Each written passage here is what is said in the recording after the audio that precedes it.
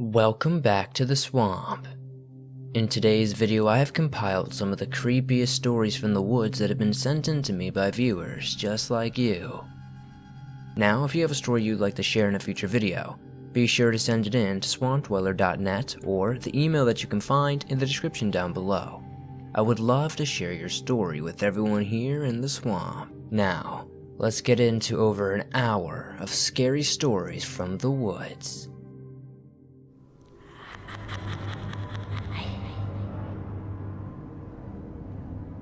The year I turned 14 was the last year I would be permitted to attend my favorite summer sleepaway camp, St. George's. The camp is located in Orkney Springs, Virginia, a sleepy little unincorporated community entirely centralized around the existence of the Orkney Springs Hotel. Built in the early 19th century, then restored in the 70s after ownership changed, there is to this day a stagnant quality of time in Orkney Springs which contributed greatly to the mood of the camp. Everything was a frozen effect, antique relics from the hotel's early history on display behind velvet ropes, old southern recipes from the same line of moo-ma woman pumping hearty fare out of the communal kitchen, and the same rusty, dangerous elevator which campers were chastised to never play on leading up to the kitchen. The camp is also owned by the Episcopal Diocese, and so subsequently we shared the timeless sights, sounds, and smells of that place, forever caught in a long ago decade.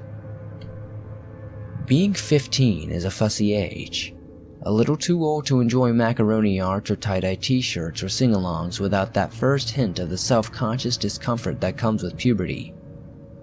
At 14, I was still content with these things, though they admittedly were already beginning to lose a little of their succor. As a camp senior, the option was given to me to pick one of the 3-day wilderness excursions: canoeing, hiking, or rock climbing. I chose canoeing, and then with 10 other campers and 3 counselors, we departed in a van with our boats for what I assume now was the south branch of the Potomac River. We would be crossing over into West Virginia at some point, though that was often the case. The joke goes at St. George's that you can pick blueberries until Virginia and take a pee in West Virginia all in the same 5 minutes. The first day out, we passed boats with rural hunters as our canoes dragged lazily through a reedy dip in the river. They were the kind of West Virginian hunters you see in horror films, with 3 teeth, overalls over bare skin, and big old bloodhounds piled in a wet next to them in their busted canoes. They cracked piss beer out of styrofoam coolers and spoke in a dialect so thickly garbled that I doubt even the counselors knew what they were saying. I remember one counselor holding a map out to the boat ahead of us, attempting to ask questions. The second day back out on the water under the burning hot sun, the counselors told us we were lost. Naturally, we were upset, but they reassured us that as long as we were following the river, eventually we would come out on the other end, nearing something familiar. Looking back now as an adult, I realized how young these counselors must have actually been, and I still wonder if their training was even adequate. The youngest might have been 17, the oldest in his early 20s, but I was 14 then, so I didn't want to think about any of those things. With little choice other than just to agree and keep rowing, we kept going forward. That afternoon, we pulled up on an unknown pebbly bank in order to make camp. A recent flood had torn debris from the river and washed it up on shores, as far up and down as the eye could see. All along the edge of the clearing, we found were natural teepee formations made of mangled tree trunks and wild, snarling branches. We dragged our canoes up the rocks to tuck them beside the trees, and I remember waves of tiny frogs fleeing in front of us in a green tide, and one fat toad that flopped on my boot toe wouldn't leave. Later, while hunting a suitable girl's latrine spot, I went inside one of the natural teepees and discovered the bloody skeletons of poached raccoons hanging wetly above. The blood hadn't completely dried yet, Their tails were still intact, fluffy in the breeze. A snuffed-out fire pit was directly below, and I thought the men with 3 teeth in their dogs were probably the ones likely to have done this. That night, we ate and sang camp songs and had s'mores, and looked at the stars. After dark, for a briefly frightening time, a certain moaning noise began to intermittently come out of the woods. Our counselors quickly rushed to reassure us that the sounds were from cows, and that we must have camped at the very edge of a farmer's grazing property. We quickly accepted this and went to bed. The girls went to their tarp in one corner.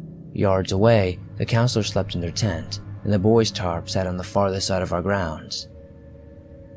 I woke up deep in the middle of the night, with a mighty need to pee. I climbed out of the pile of snoring teenage girls, grabbed a flashlight and a bathroom kit, and ambled out into the trees to find a perfect spot. I don't remember being afraid in that particular moment, mostly interested in satisfying my bladder by emptying it. It was calm enough that when I encountered a strange figure a few minutes into my walk, I stopped, assuming it was one of my fellow campers. About 10 feet away from me, sitting on a broad, flat rock, was a young boy. He looked about my age, 14, maybe a weak 16. His head was buzzed and his hair looked pale, maybe blonde. It was cold outside in a way that only mountains can be at night, and yet he wasn't wearing a shirt. He was a little cave-chested, and he sat with one elbow propped up on his knee, barefoot in tattered, acid-washed jeans. He was smiling just a little and looking directly at me. My first inclination was anger. I thought at first that this was Alex, one of the boys camping with us who worked picking corn with his father. I was about to tell him off for being a creep and watching girls pee in the dark, when I realized that there were a few fundamental things about what I was looking at that were wrong. This was not Alex. This was not Alex. This definitely was not Alex. The boy's eyes flickered in the beam from my flashlight, like a deer or a cat does when they cross headlight beams on the road. There was a gold fluorescence to it that human eyes couldn't produce. I remember standing there for some time, just staring at him as my mind was trying to put this puzzle together. The length of time I stood there staring is the single detail I can attribute to knowing that this really happened to me, that it was real, when years later all I can think about is that science must have an answer to this somewhere. The universe is so huge that we know so little about it, but that I know that I saw this. Because I looked at him, and he looked back at me, so directly, so incredibly aware of me and I, of him, until I realized I could see the trees behind him through his body. I could see through him, and he was smiling at me, and we were lost. There's a quality of fear when it becomes that incredibly intense which makes you entirely lose your grasp of time. All I know is that I dropped everything in my hands, my toilet paper, my flashlight, and I ran through the dark, and before I knew it, I was lost in the woods. I have no concept of how long I ran alone through the dark. I have never been this scared in my life, and I pray that I never will be again. Everything gets distorted. Time, breath, space, thought. I don't remember screaming either, but apparently I was. I screamed loud enough that a friend woke up and came to find me, popping up unexpectedly from behind a bush and scaring the shit out of me all over again. The one miracle I can attest to is I never actually pissed my pants, though I think it would have been justified. Back at the camp, I tried to wake up the girls. I cried and begged for them to listen to me, that I thought I'd seen a ghost and we needed to get out of here.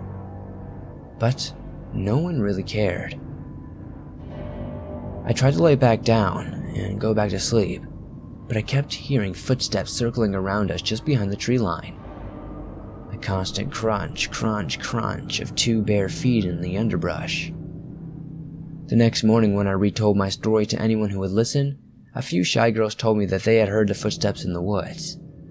When the sun was at its morning's brightest, after wrestling with myself about it, I finally returned to the rock that I had found the boy sitting on. I stood on it and looked around at the ground. The dirt was scattered with rusting shotgun shells. That day, We got back on our boats and followed the river back to the familiar territory. I don't have any recollection of where this site was, or if I could indeed ever find it again, though I know I would never want to.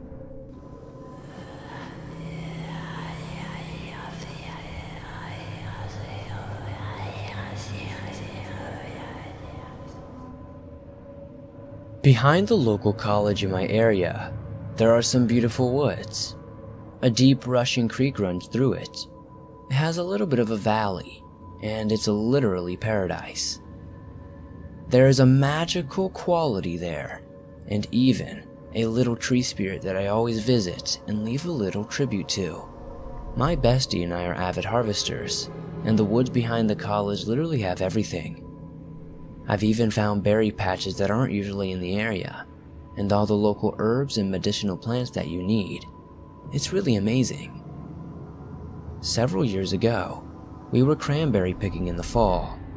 Now I'm not really good at keeping my bearings, so I basically just went wandering through the woods with my nose in the berry patches and enjoying spending the time with my friend. Sometimes we were on the trails, and sometimes we would break trail through the brush and forest to forage and wander. It's a small slice of woods in between two major roadways, with the college and residential areas at opposite ends, so the chances of getting lost are impossible, unless you are a total dunce. So I wasn't worried about getting lost where we were. We rounded up a hill, and there was a sort of clearing at the crest, with nothing but a tree sitting in the middle of it right by the path.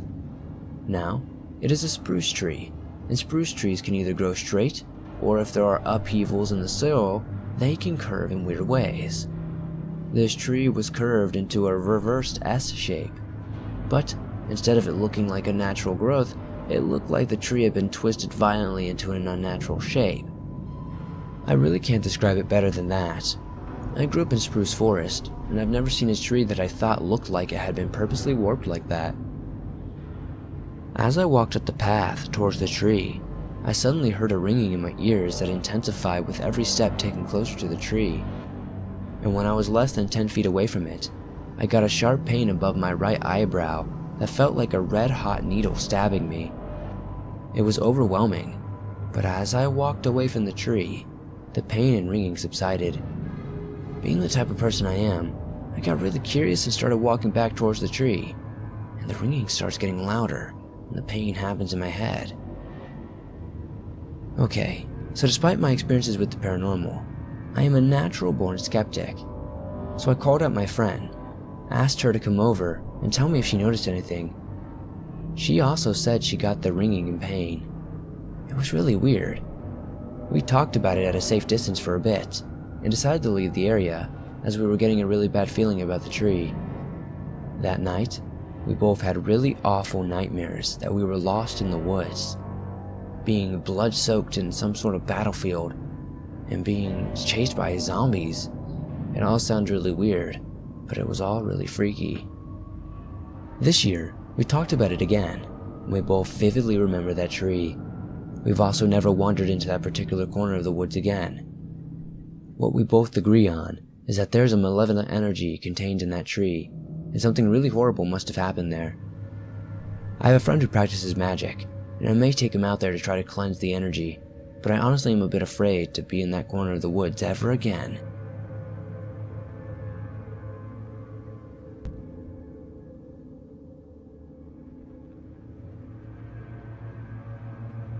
Last year, I had a very strange experience in a national forest out in California. I was by myself on a road trip with my dog, and I was driving pretty far into the Mendocino National Forest. I like to camp in national parks and forests because it's isolated, so my dog can roam and they're free of charge. A trade-off for sketchy rough drives into parks sometimes and a lack of service and assistance. Anyway, I was driving up this dirt road kind of curling up a mountain around maybe 5 p.m. It was very nice out, sunny and warm with a slight breeze. Nothing serious happened, but I felt extremely uncomfortable driving into the area. That feeling did not let up. Driving up the mountain, I felt like I shouldn't stay there, and I texted my boyfriend that it just didn't feel right in this area. but my phone completely lost service very quickly. I was looking for a sign of another person, having been around the area lately, but didn't see anything. I pulled over and got out of my car with my dog to look over the edge and noticed a dead squirrel on some broken glass mixed in with dirt on the gravel road. Yucca, my dog, starts to growl slightly.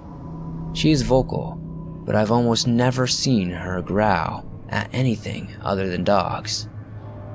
I did see her growl at a possum once, so it could be something she smelled maybe.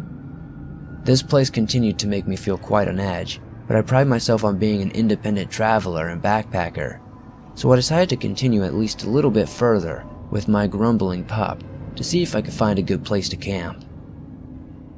I continued to notice more dead animals. Keep in mind, no one is going to be going more than 5 to 10 miles per hour up this road anyway, and that's if anyone's even there. I hear men's voices. They sound close and I think I should call out to them, so I stop my car and then kind of freeze and feel like I shouldn't. I can't really make out what they're saying. I don't see any sign of people anywhere, and I get back in my car and continue to slowly drive forward and cautiously look for what the voices could be coming from. I've never ran into people in a national park or forest when I've gone this deep in. The unsettling feeling grows about the voices, which have sort of come and gone a few times, and scared and focused on getting out of there, I just distinctly remember being surprised at hearing grumbling when we started outside of my car. Kind of dangerously quickly, I went back down the mountain not seeing any sign of anyone. I decided to spring for luxury and get a hotel for the night. I figured I was just fine, and a huge open spaces can be intimidating, I told myself. The voices could have been echoing from somewhere far off and they just sounded close. Animals die, glass gets broken, nothing happened, cool. But I remember this place. It sticks with me. Whenever I'm watching scary movies, if I'm walking my dog in the woods at night, nothing compares to that feeling I had driving up that mountain, and it's honestly kind of interesting to me, as well as frightening. I recently happened across some information as well as some Native American lore that made me feel extremely uneasy. Fast forward a year. I've mentioned this place to a few people and the haunting vibes that it gave, and nothing much more. I googled the national park once and didn't see anything, but didn't look much either. I like scary movies and things of that nature, hence my fascination with this little event. So my boyfriend and I were coming up fishing from our trip just yesterday. We were in Wyoming for a wedding. There were only 2 to 3 hours left and the sun had set, so we decided to listen to some scary podcasts and YouTube videos. We went from the No Sleep podcast to the X-Files, and ended up on some True Stories video dealing with the Native American lore. I'm half paying attention, petting my dog and playing some Pokemon on an emulator, and I hear the narrator mention Wendigos. Very briefly, he says that they are casually known to mimic voices. I mean, when I say that I got horrible chills, I got horrible chills. I stare at my boyfriend and ask him if he remembers that national forest I was freaked out about last year. He says he does, and he reminds me that he texted me when I was probably close to a Wendigo. I remember him saying that, but didn't know much about their lore and thought he was just being funny, like, yeah, Bigfoot is probably stalking you, or some other dad joke. And he was like, no. I mean, I was mostly joking, but I said specifically because you said you were hearing voices that you couldn't find a trace of. I feel strange as hell and I start googling Wendigos, etc. They are allegedly able to mimic human voices, and they will live in that sort of area. It all matched up. Obviously, there's a ton of questionable info out there, and I tried to find more reputable websites and authentic experiences. I've done a lot of solo traveling both in and out of the country, and I've never had such a bad feeling before. On top of seeing an unnecessary amount of dead animals in a national forest, which just seems strange, I don't think I'll be doing any more solo travels around there, unless it's around civilization, of course. Does anyone know of any authentic Native American lore, or has anyone else had any kind of inexplicable experience like this?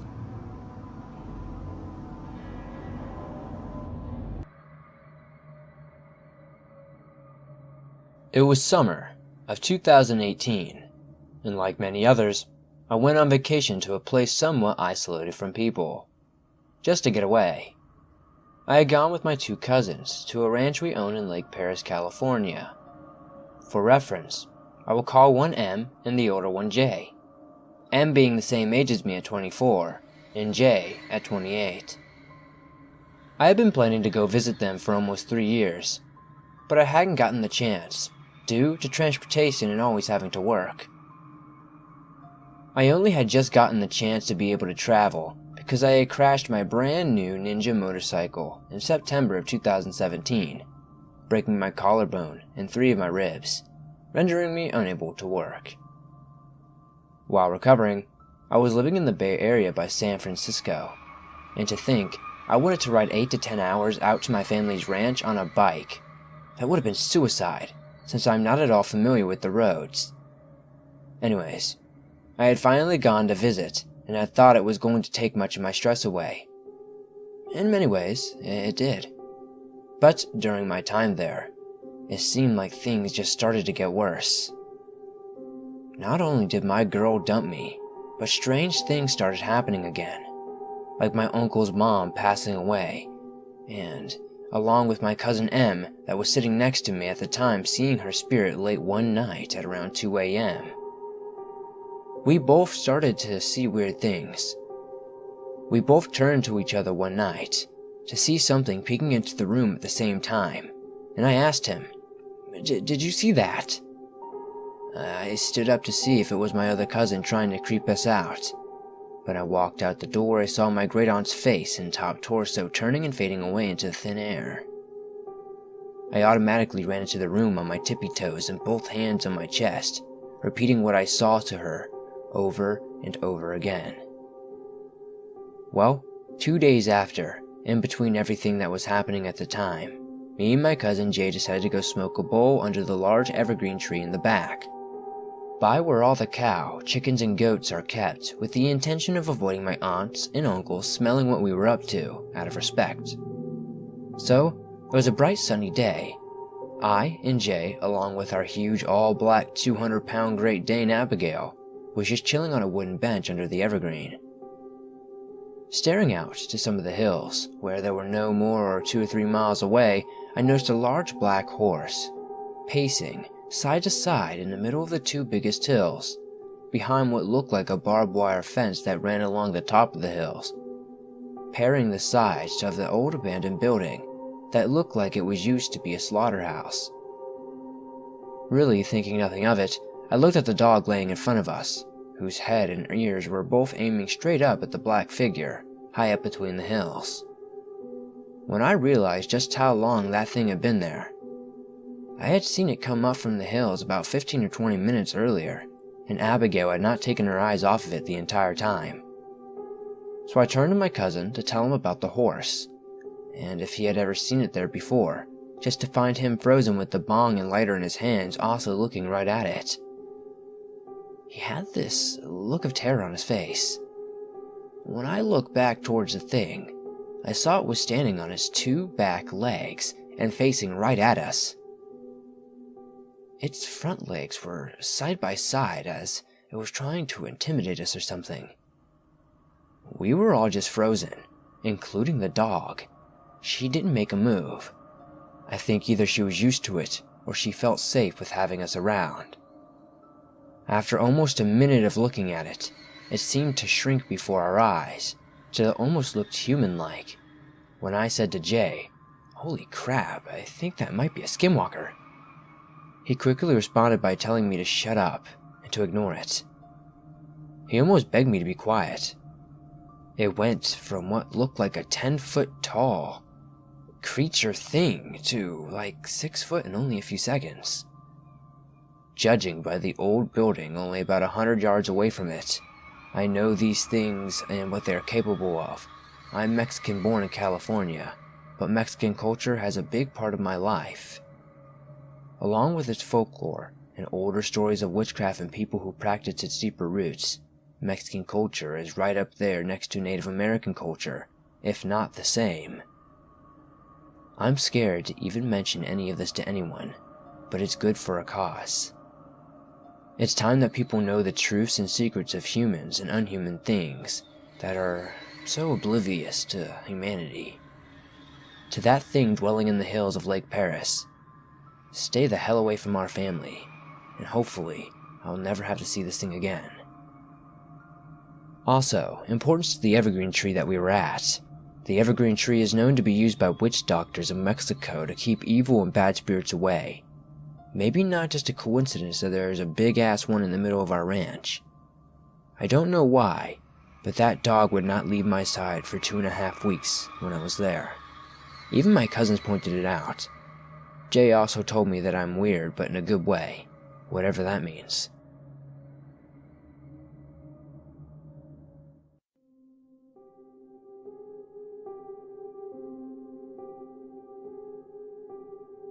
Well, to start this off, I grew up in the 1970s in a small town in North Carolina.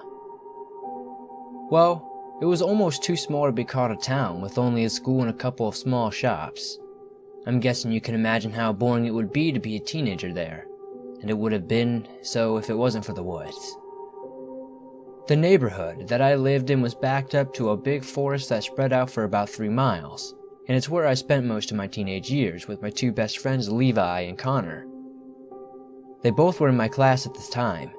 We were all 15. Levi lived across the street. He was smart and kinda quiet, unlike Connor, who lived down at the bad side of the neighborhood. Connor was a troublemaker, always getting sent to the dean's office at least once a week. He was loud, obnoxious, and a natural leader, always finding something for us to do. Be it legal or not, when he was around, we were never bored. It was the beginning of the summer holidays, and Levi had called for me. We went down to get Connor, and he was messing around with his younger brother's scooter in the front yard. We asked him if he wanted to go into the woods, and he said yes. Now, just in case this may be necessary, Connor had almost black shaggy hair, the most beautiful eyes. One was a light blue while the other was a brownish color.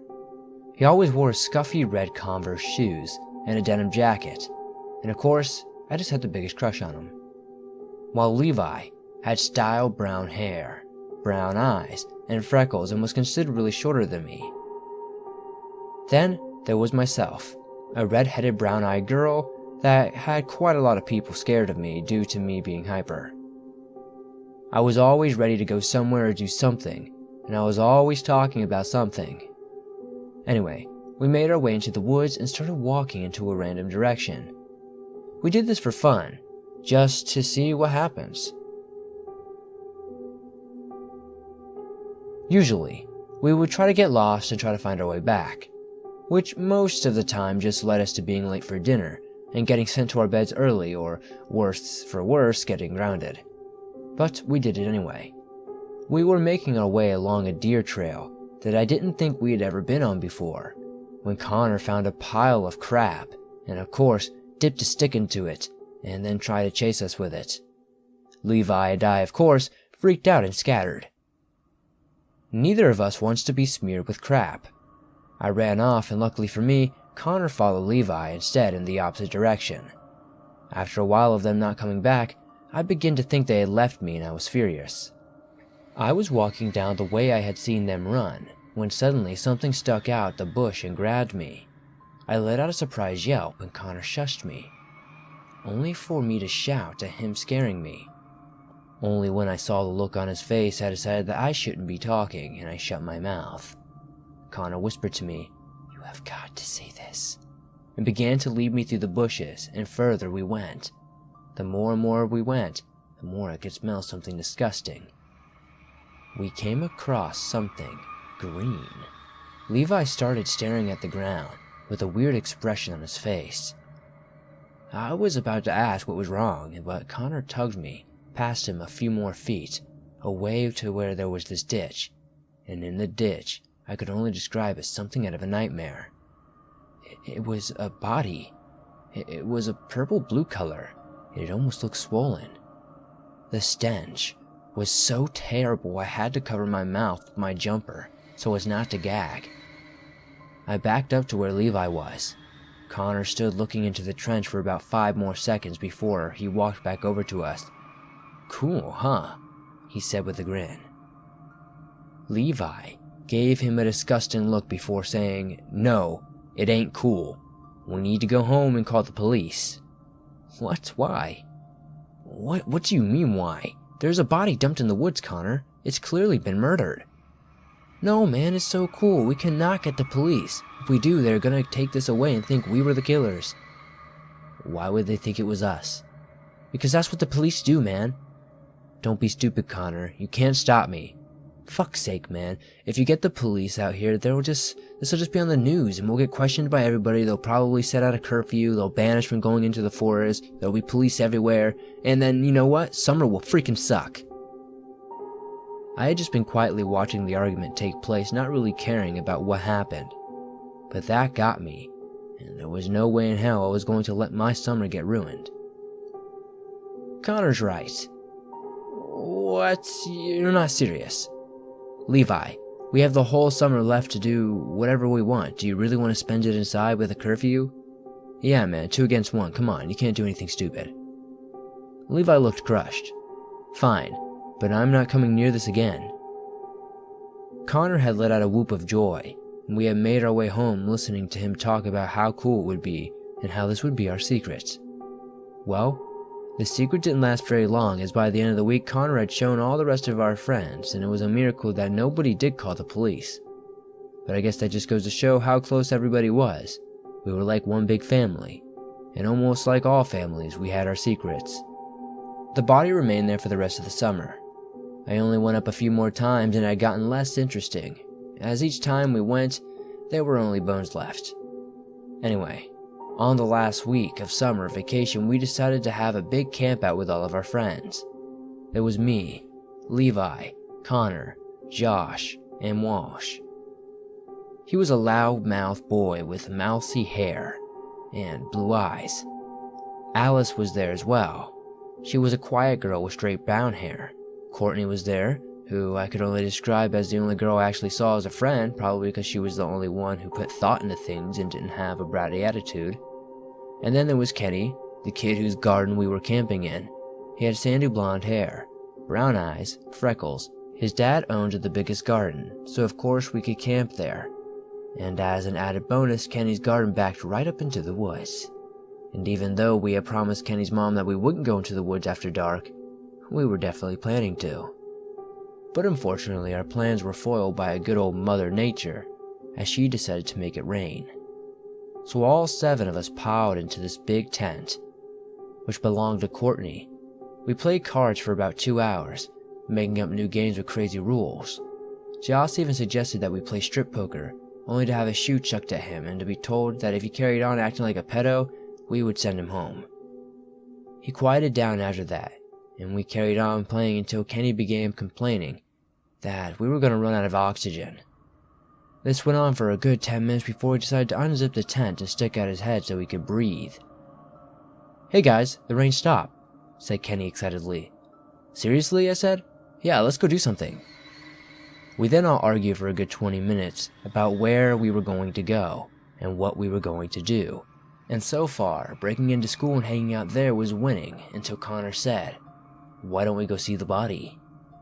That was it. Everyone put on their shoes and coats, and Kenny took down his dollar store flashlight that he had hung from the roof of Courtney's tent, and off we went. Connor and Kenny led the way, but Kenny's flashlight, to be honest, was pretty crap, and didn't light anything very well. And I don't believe that we needed it anyway, because even though I hadn't been to the body in weeks, it was burned into my mind how to get there. The whole way there we were talking about what it would look like now, and how creepy this all was, and then the conversation took a turn that it never had before. We began talking about who we thought the body was and why they were dead, and who had murdered them, and this scared me because it made me see it for what it really was, a dead body of a murdered person hidden by someone in the woods, and we had never reported it. I brought this issue up to Connor, who simply stated, "It's too late now, there's probably only bones left, and even if we did tell the police, we would get in trouble for holding off for so long." To this, I remained silent, and kept walking alongside Courtney and Levi, listening to Josh telling Alice some bullshit story behind us. They soon went silent though, as we came to the ditch. Connor and Kenny stood silently at the edge, shining the flashlight into it, Kenny's mouth agape in horror. I asked what it was, and Connor shushed me and beckoned me and the rest of us over with his finger. As I came up to the edge, what I saw had freaked me out. In that ditch was something piled on top of the original body. It was wrapped in a yellow floral pattern bedsheet, and it was tied with some sort of string at the top to make it not slip off. Everyone stood silent for what felt like hours, but in reality, it was probably only a couple of seconds before Connor pulled his Stanley knife out of his pocket and descended into the ditch. Levi began to protest, but Connor turned and shushed him and whispered to Kenny to shine his light on him, to which Kenny obeyed Connor, then cut some of the string and pulled at the seat to reveal the face of a young girl. She stared up at us with a dead glaze over her eyes and a blank expression. I felt like I was going to be sick, and apparently so did Levi, as he began to violently retch, and he turned away. I couldn't turn away no matter how hard I tried. I was mesmerized. Connor suddenly jumped back, with a look of sudden realization and horror crossed his pale face as he began to scramble up the side of the ditch. Josh helped him up, and a chorus of what happened and what was it began, only to have him frantically shush us. With a shaking voice he said, "It's dry as bone." A feeling of absolute dread settled in my stomach. If you don't get what the big deal was, it had rained only an hour earlier, and everything was wet, and this body was dry, which means that it had been put here recently. Everyone was silent. Then there was a noise behind us across the ditch, and my heart was in my throat. As we turned around and Kenny quickly pointed his flashlight at where the noise was coming from, then, click. Suddenly from across the ditch came an extremely bright light, illuminating us and making the person holding the light impossible to see. "Run!" yelled Connor, grabbing me by the arm, and everyone sprinted, and whoever it was with the light sprinted to where we were. They were running violently, randomly illuminating trees and brushes that scared the shit out of some deer. And then suddenly, it went off. I felt my heart stop, and Connor was muttering, "Shit, shit, shit, where the heck is he?" under his breath as we ran for our lives. I tried listening to hear if a guy was still coming after us, but everything was so blurry I just couldn't keep track of who was doing what and where the noises were. Levi stumbled, and a couple of seconds later, face streaked with tears of fear, followed by Josh. We huddled together, and everyone began blabbering out what the heck was going on, and who was that, and what do we do if he finds us? But then Courtney spoke up. "Where's Alice?" Everyone went silent and looked towards the woods in fear, until Levi spoke up. Kenny, go get your dad." Connor looked over to glare at Levi before turning to Kenny and barking, "No, Kenny, don't get your dad. Let's think about this, okay?" What do you mean, let's think about this? He will call the police, and don't you think the police are gonna believe us? I don't think so. This arguing went on for probably 5 more minutes, until eventually, everybody shushed up. Kenny begins pounding on his back door, and this goes on for about 5 minutes before Mr. Stokes opens the new door with a red face. "What are you guys doing? What are you playing, boys? 2 in the goddamn morning," he hollered. "Dad, Alice is in the woods." "What? She ran in when we were playing tag and she hasn't come back out. We think she got lost." Mr. Stokes stared off into the woods for a bit, squinting, trying to see beyond the tree line before muttering an okay and repeating into the house, to only 5 minutes return with a big flashlight. He stomped off into the woods, and we all waited for about 20 minutes before he returned and said, "Fun's home, kids. Go home, get your fathers, and tell them to bring flashlights." And that was it. We all went home, told our parents what was going on, and the men went into the woods to look for Alice. While the woman stood around in Kenny's backyard, we were all told to stay at home, to which I didn't. I crossed the street and knocked on Levi's door. He answered it, and I stepped inside, and apparently Connor had the same idea, as he was sitting on the sofa in Levi's room, eating some chips. "Do you think they'll find her?" I asked quietly. Yeah, she's probably just panicked and got herself lost, said Connor. And what if he got her? What if she's dead? What are we gonna do then? Said Levi, as he stood by the window looking into the dark street. Suddenly, the sound of police sirens cut through the air. Oh no, mumbled Levi as the police cars drove down the road to Kenny's house. We watched as 2 police cars pulled up and the men came out carrying big flashlights. They walked around the back into the woods. After that, I and Kenny went home. I watched out my window as suddenly 5 more police cars appeared at my parents' house. It was around 6 in the morning at this point. I asked my mother what had happened and she told me that they found a body in the woods and that it wasn't looking good. The next day the police interviewed all of us and we all stuck to Connor's story. They didn't find Alice, and just like he said, it would be there as news coverage. A ban on us was going into the woods and there was a curfew for 9 p.m. And when we went back to school there was an assembly of safety for strangers. They found Alice in the end 12 days later, chopped up into little pieces and crammed into a garbage can on the side of the road about 10 miles from her house. I have my own kids now, and since I've lost contact with all of my childhood friends apart from Levi, who I now have a child to, and he recently told me that Kenny had been killed due to an overdose, we were invited to a funeral along with the rest of the kids I grew up with. I will not be attending that funeral.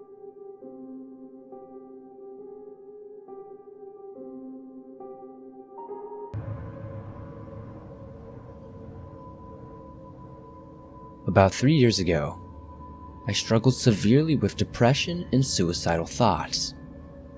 Those thoughts later manifested into plots. I stay up at night thinking about how I want to go out of this world. I thought about pills, slitting my wrist, all the cliche stuff you see in the movies. Although, I eventually decided upon a slow bleed method. I constructed a plan to make a 2-hour drive from my house to the Inyo National Forest after work on a Friday and get lost. The plan was simple and stupid.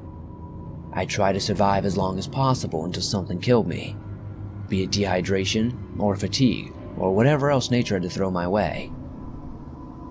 I ordered some survival essentials on Amazon, packed a bag, and left as planned. I don't know what made this slow bleed idea so seductive, but my mind was set to it. I had no idea where I was going, but that drive felt like I was 10 again and on my way to Disneyland with my parents for the first time. I felt so overjoyed and relieved. I got there, parked my car behind some bushes and started walking. It was about 5 o'clock and the sun was falling quickly. Bad planning on my part, so I started running, deeper and deeper into the forest. I would run, then tire, so I'd walk a while, then run again, and I repeated this process for about 3 hours. I stopped at a clearing in the trees. It was around a little patch of mostly dead grass and leaves. I pitched my tent, unrolled my sleeping bag, and fell asleep, happy as can be. The next morning was far less tranquil, however. I woke up feeling like I had a terrible hangover, and I had no idea where I was or how I'd gotten there for at least 5 minutes. I began breathing rapidly and started jogging in random directions, trying to retrace my steps. I ended up getting even more lost and separating myself from my gear and tent. I tried telling myself that this is what I wanted, but for some reason, I knew it wasn't anymore. I remember repeating "no choice" over and over again. That was a really cold night. I tried doing push-ups to keep me warm, but that hardly lasted. I tried singing Vienna by Billy Joel, but I was too cold and my teeth kept chattering. Although the cold was nothing compared to the fear. Every falling leaf or trickling sound of the stream was a vicious predator in my mind. There was a point where I couldn't tell whether I was shaking from fear or the cold or a mixture of both. Finally, the morning came and I slept through most of the day on the ground, with my back to a fallen tree stump. I woke at around 3 p.m. and once again I panicked. I began jogging in a seemingly random direction once again, until I hit the road I came on. That feeling of relief was something I would never be able to explain. It humbled me, yet lifted me up. I walked up the road until a very nice old man in a big black truck pulled over to see if I needed help. I told him I was hiking and got lost. He drove me up the road to my car and I drove home. That weekend changed everything for me. I have never had a suicidal thought again, and I got the help I needed to deal with my depression. This isn't very much of a survival story, but the whole experience changed my point of view on life and self-worth. I'm still working on constructing a suitable life for myself, but whenever I'm discouraged or I want to quit, I think back to that night in the forest, and after a quick shudder I realize just how much life means to me. It was a stupid plan, but I'm glad it was. I may not have survived a slightly more elaborate one.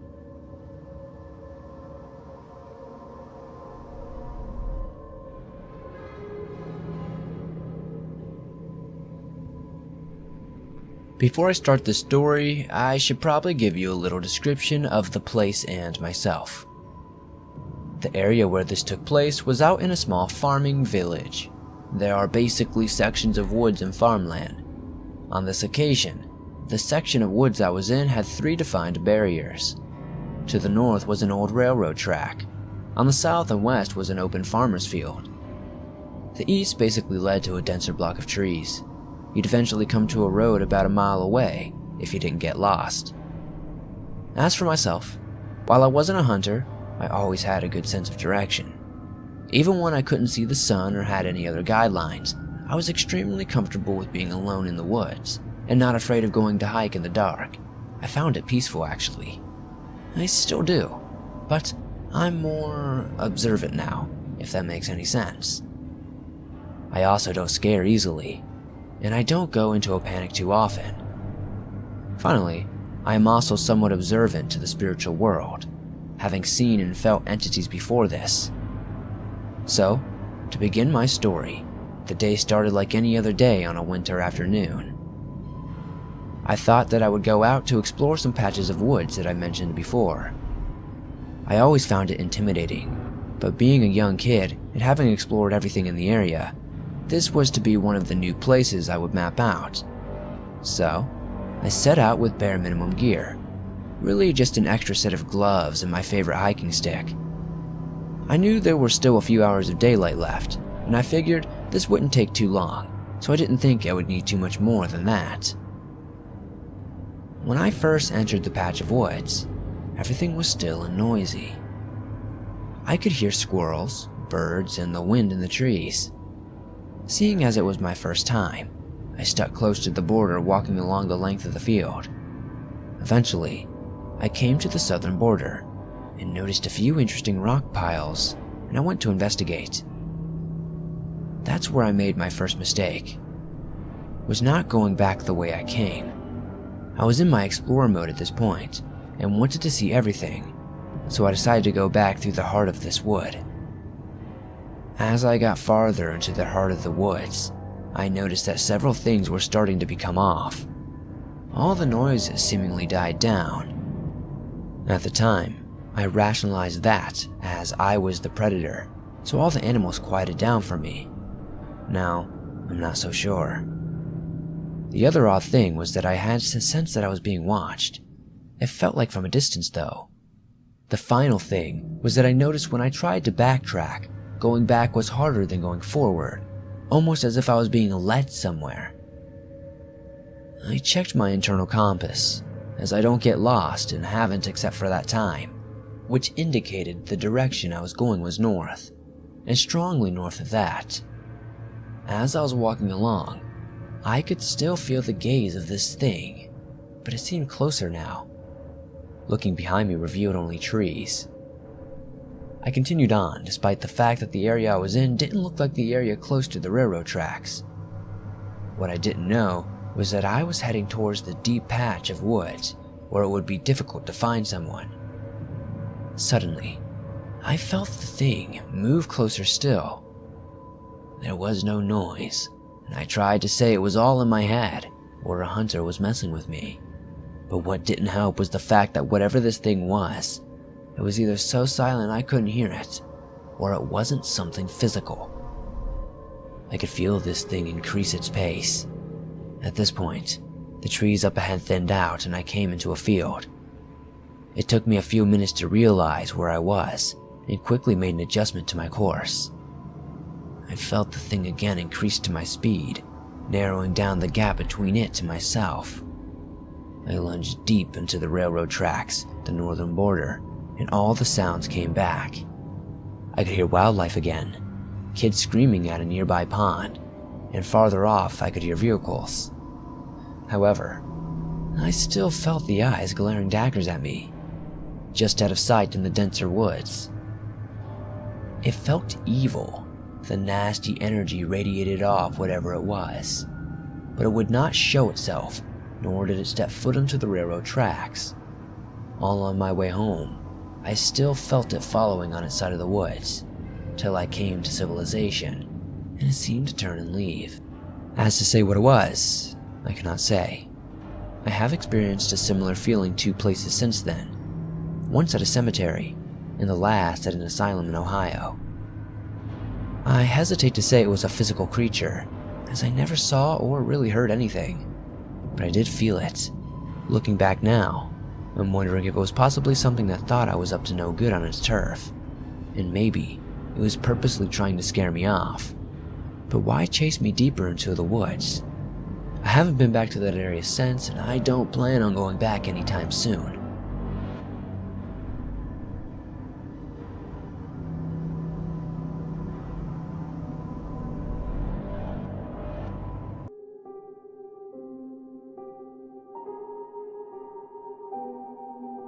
I once rented a room in a small house in Hartford, Connecticut. This house was actually quite nice, with hardwood floors and a stove that heated the entire house during winter. You walked up some flat, circular stone steps to access the front door, and the landlady had a pretty garden out front. The back of the house was a bit of a mess, and she had, as I soon discovered, a hoarding disorder. Although I could see her home was cluttered, I simply needed a place to stay. One entire room was blocked off because she had so much stuff in it. Still, the room I was renting was charming and the bed was comfortable. I shared it with her and her one child, who was still in school. The bathroom was large enough to share and there was a washer and dryer and Wi-Fi. Another person briefly rented the room downstairs before she bounced and checked out. I started having odd experiences in this house. It had an aura of stress to it. For instance, one night, I was alone in the house, as the landlady had gone to spend the weekend with her fiancé. It was cold enough that she put wood chips in the stove before leaving. I enjoyed watching the flickering in the darkness. The living room took on a calmer feeling, like the fire inside the stove began to stir. All of a sudden, I had the awful feeling that someone was standing next to me. Spooked, I went upstairs into my room and shut the door. The next weird experience came when I was doing laundry in her messy basement. By this time, I was growing tired of the incredible mess. She kept the living room tidy, but that was about it. I wandered around the dark room as the washer spun, then stopped in a kind of odd horror. Someone had sprayed painted the words "fuck" in blood on the back of the steps. Entirely chilled, I found my Bible and prayed over the words. I wondered if Satanists had lived in the house or witches at one point. I started to feel like I was living in the presence of evil. The room I was staying in grew colder, night after night, literally. I began to feel like I was suffocating and struggled to sleep. One night, I rolled over, sleepy and chilled, and looked at the digital alarm clock. It was around 4:20 a.m.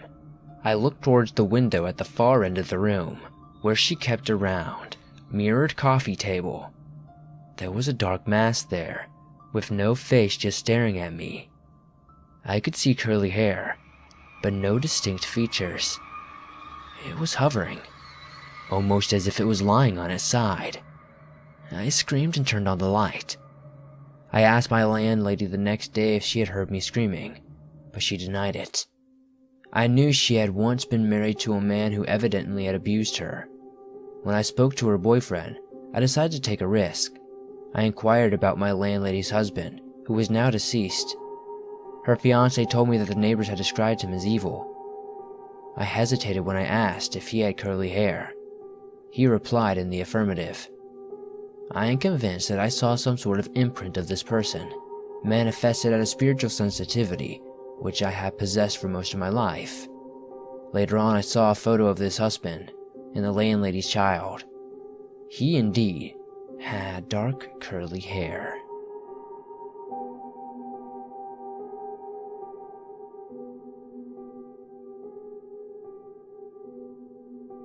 This happened to me when I was about 10 years old, and it still haunts me. This was around 1969 or 1970, and pop bottles was how us kids came up with money for candy or whatever. I would search everywhere for them. Construction sites were gold mines. I would regularly search abandoned properties. I was a little braver than my friends, so I would always have a little more money to show for my efforts. There was a large and creepy house, by itself on the outside of our neighborhood in our small little town, that was clearly abandoned. I never went in there. Something about it just felt different and a little scary, even to me. But having nothing to show for my pop bottle search, I decided to quickly check it out. I should have stuck with my instincts, but I ignored them and went in, which was a big mistake. The walls were painted an awful shade of green, even the ceilings, but the chilling thing was the mirrors. There must have been hundreds of them. They were literally everywhere. Many were in the floor broken, and you couldn't even walk through without stepping on pieces of them. They were of all sizes and shapes, hanging on wires or frames, or just stands or shelves, or just leaning against the walls. You could see all around you, and every room you went. I never imagined something like this, and it blew my mind. I couldn't process what I was seeing because it horrified me.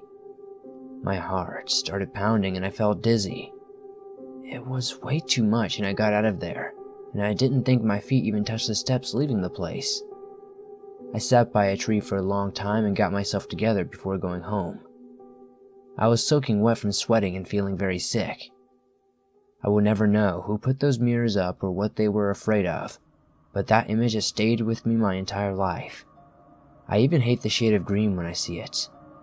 They had a house of mirrors at a fair, and just looking at it made me sick.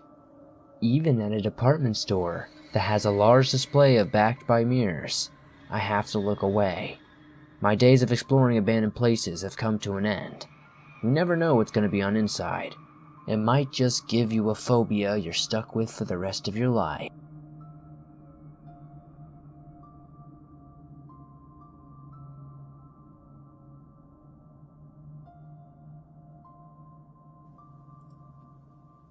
This happened back when I was 12 or 13 years old. Now, a little backstory here. My dad and I volunteered at a bird banding station. If you don't know what bird banding is, it is where researchers put small metal bands on the legs of birds, and then release them, to track their migration patterns. We'd set out mist nets in the woods to catch the birds. We used nets instead of traditional traps so we wouldn't harm the birds. So anyway, the guy who owned the bird banding station and the entire property, let's call him R, would let me wander the woods, while he was collecting birds out of the nets. R's property was massive, with woods, countryside, marshland, and you name it, all out here on the edge of a small town. Now back to the story. It was a cool summer morning. I was wandering in my usual part of the forest. It wasn't long before I noticed that it was unusually silent, which was odd. I usually hear at least one thrush or blue jay, but there was nothing. All of a sudden, in the distance, I hear what sounds like a distressed baby deer or cat. Being the curious animal lover I was, I followed the noise. However, as I got closer to the sound, it seemed to grow a lot farther away. It wasn't long before I came to the edge of our property. The wailing sounded like it was coming from nearby 1 minute. and then sounding very far away the next. Despite being confused and a little creeped out, I for some reason still followed it. However, a few minutes later, I came across a small deer blind. I looked inside to see if anyone was messing with me, but there was nobody there. When I got a better look at the blind, I noticed something a bit off. There were massive slashes on the sides. They looked as if a person had slashed them with a knife, or an animal's claw marks. But there were no bears in this part of Michigan. Odd. So being a curious 13-year-old, I continued on my way to finding this distressed animal. I was walking along the edge of R's woods, trying not to go too far. I'm starting to get frustrated. Where the heck was this scream coming from? So being the naive little girl I was, I mimicked the noise that I was hearing to try to find my way back to the animal, to see if it would show itself. Not a minute passes by and I hear a noise that I will never forget. It sounded like a dog's growl, mixed with a buck's grunt. No deer sounded like this though. Something in my brain told me to get the heck out of there, and I did, leaping over twigs and branches until I'm in R's front yard. As I'm making my way towards his house, I hear the same sound, growling, coming from the woods, about 10 meters behind me at the very least. So instead, I run towards the research sack. Since R wasn't at the house and the doors would most likely be locked, I knew that no one would believe me. So I just said that a deer growled at me. However, I've heard deer grunts and snorts all my life, and they do not even compare to the animal that I heard. It didn't sound like a coyote or a dog either. Although, I never saw the thing. I believe that it was trying to get me off the property to do who knows what. I'm guessing that it might have been a Wendigo, since they can mimic noises of other animals and even voices. I also live near the Great Lakes, a hot spot for Wendigo sightings, maybe even a skinwalker, but they tend to be more in the western states. So, whenever you're in the woods and something doesn't seem right, don't just brush it off.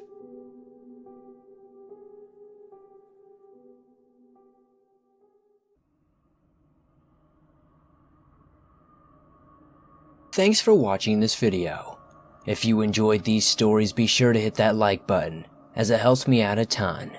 If you're new to the swamp, why not subscribe and turn on notifications to never miss another video. I upload videos almost every single day on all things natural and supernatural. If you have a story that you'd like to share in a future video, be sure to send it in to the website or the email that you can find in the description down below. I would love to share your story. Currently, I'm looking for cabin in the woods stories, so if you have one of those or even another story, I would love to see it. I'll see you guys soon with another creepy video.